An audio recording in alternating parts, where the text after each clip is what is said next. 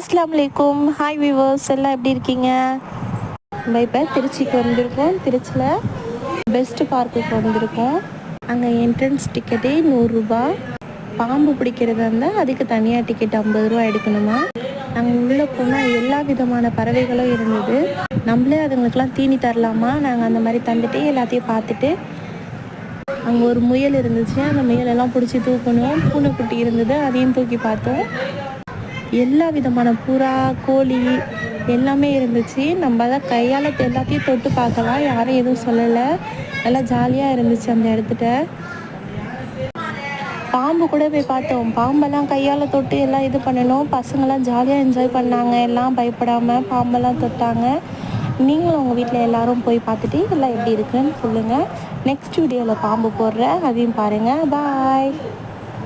எப்படி இருந்துச்சுன்னு கமெண்ட் பண்ணுங்கள்.